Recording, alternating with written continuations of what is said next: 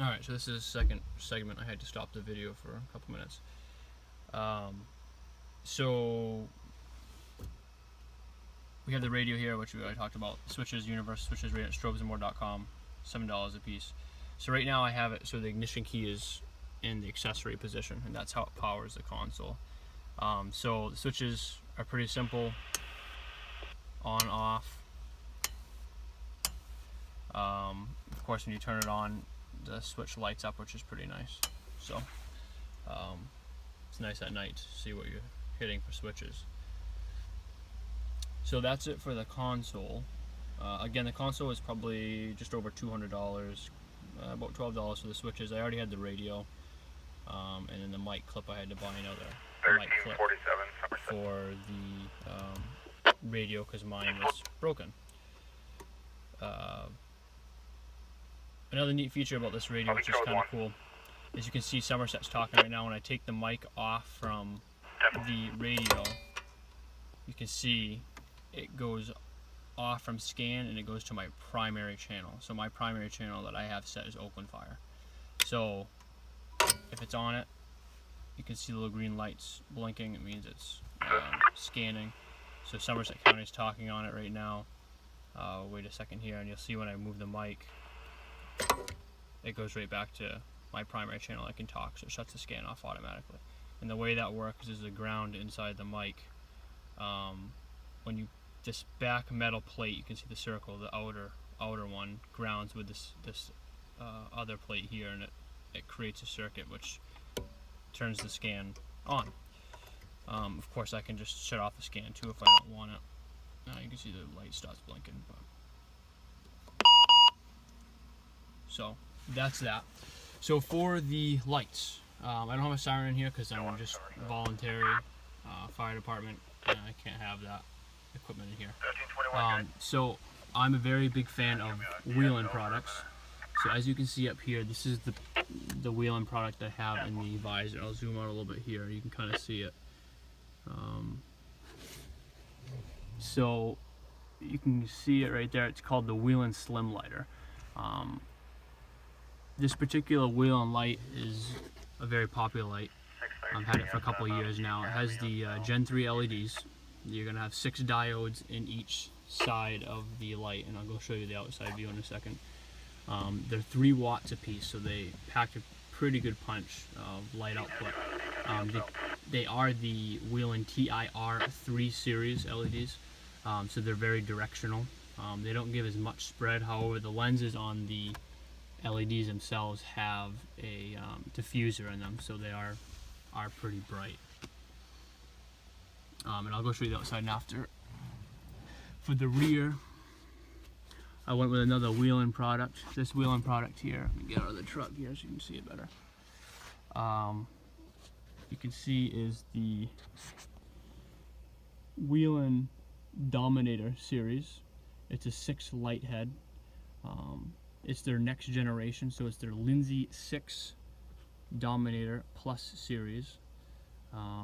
They have the different LEDs in the front that have a higher output. They're not the directional TIR 3 LEDs. They're what they call the Lindsay 6, which is a Whelen's name for them.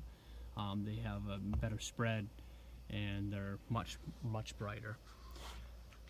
The brackets that I use to mount it are for the Dominator. I just had to fabricate them so they fit correctly for my truck, so I had to bend them correctly.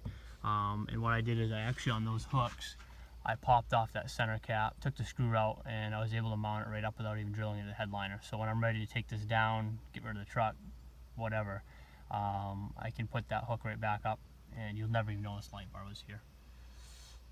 And the wire I have for it's going to be on that side. And also I also did the through the glass mount antenna. Again, I didn't want to drill through the roof or anything. So you can see it right there. It's pretty simple. You can hide the wire. Real simple installation.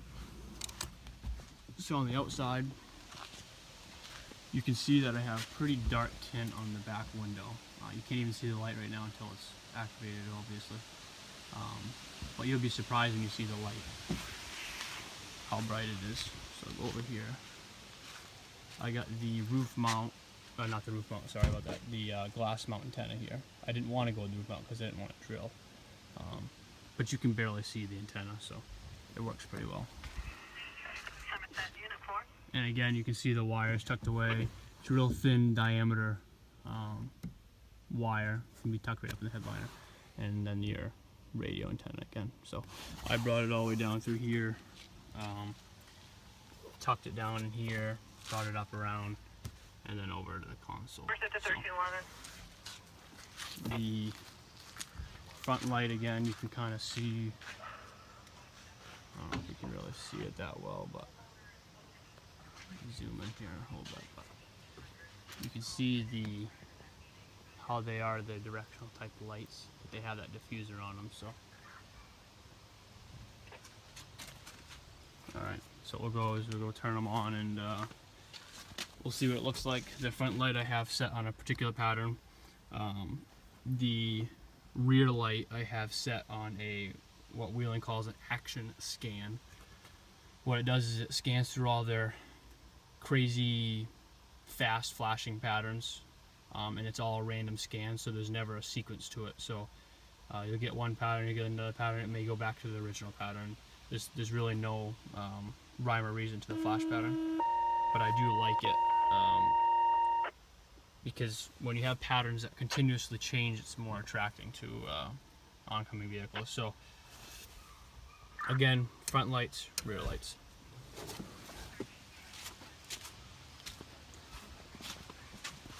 So as you can see, about 45 degrees access on it. And then you can see that you kind of come back, and it's about 15 feet away. And we'll go on the back here. And actually, it's kind of important to note too, there's really not a whole lot of flashback. I have it tucked up there with suction cups pretty well. But in the back, you can see that kind of off axis. I'm actually low in the truck. Okay, there we go. So my back rack kind of hides it a little bit when you're right up on the truck, but the reality of it is you're not going to need it when you're right up on the truck. So that's through that tint, and that's about dead on. A little bit higher angle there. I'm right up, you can see I'm right up with the bumper right here. So, and then you can back up a little bit and you can kind of see it. So this video actually doesn't do it a whole lot of justice. It's a lot more potent than what you see here. But that's what it looks like from the back. It's a 6-head LED, and as you can see, there it is. There's a little more justice right there. But so I'll stand here for a second and I'll let it go through its flash pattern so you can kind of get an idea of what Whelen offers. They, in my opinion, offer the best flash patterns out there. They're not always, you know, the 30 or 50 flash patterns that some other companies offer, but what they do have is real good. You get like back and forth, the whole light bar, quad flash, in and out. That's my favorite. The zigzag. They actually name that zigzag back and forth, kind of like a Night Rider, I guess. Very popular flash pattern.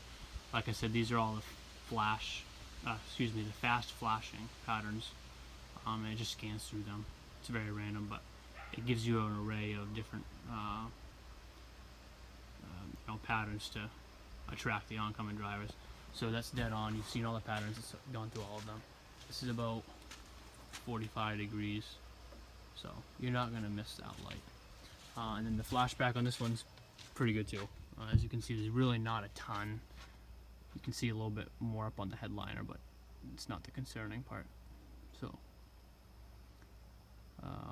that particular light bar was on sale. I also bought that at strobesandmore.com. They had them right on stock, which is unusual for Whelen products. But it was a special that they were having. It was a surplus. That particular light's usually about $400 to $500 because it's an interior use only. It's not an external. Externals for that is probably about $600. So I actually ended up purchasing that light for about $250. So really good deal on that. Comes with a 5-year warranty, just like all Whelen products. I've had many other products in the past, and I've never I've never veered away from Whelen. They have the best warranty. They have, honestly, they have the best products, in my opinion. And they're unsurpassed. The Dominator series, which is what I have in the rear, has been around for over 15 years now. So from their first generation to what there is right now for what I have in the back. Their Slimlighter has been around for several years as well. So that's about it. That's all I have for install in here. And like I said, it's pretty easy, but it can be time consuming trying to figure out how you're going to mount certain objects and whatnot. So thank you for viewing. Again, this is the install for emergency equipment on a 2017 F150.